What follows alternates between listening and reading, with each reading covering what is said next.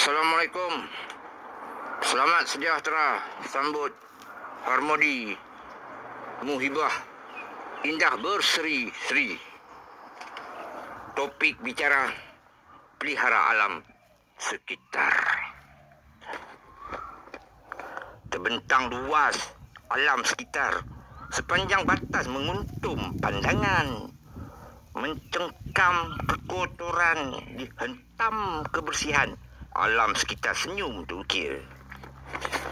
Melaram pohon-pohon, kagum kehijauan gelombang angin, berdendang dedaunan, kering keguguran melayang di awangan, terbaring ke tanah, ranting rapuh, kecundang ke tanah juga. Menolong, membersih. Longgok setempat ke muncak, ke langit, asap naik menghinggap awan.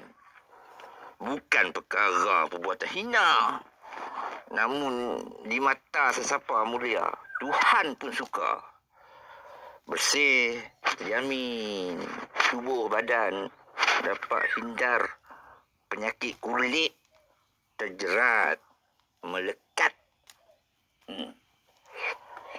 Keindahan semula jadi ciptaan azali, kita sama-sama memelihara alam sekitar dari tercemar dengan hanyut. Bumi Tuhan terpatri kehebatannya, usah dipetikai keunikannya. Tak tercapai berapa jarak keluasan jika diukur.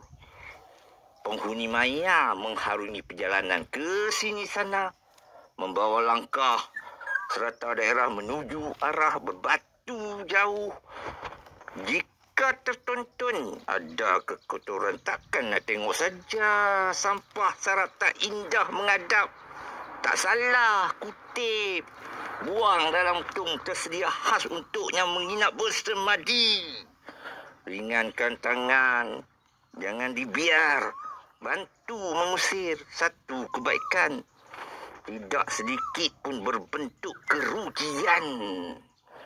Jika kita sama-sama memelihara alam sekitar di Saujana Ke Jauhar, harum wangi, cium kebersihan.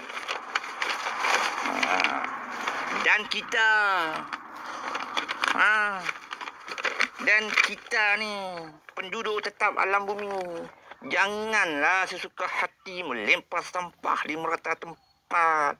Sama-samalah kita menjaga kebersihan alam sekitar agar sentiasa dalam kecantikan pandangan umum menawan, menyaksikan tergamam anggun. Negara masyhur bersama makmur pesat membangun ke langit berbatu-batuan tapi kotor. Serabai sana sini, tengok hodoh nampak sedikit, tiada makna. Maka kita sama-sama memelihara alam sekitar. Tidak sulit pun untuk kebersihan. Sekian, terima kasih.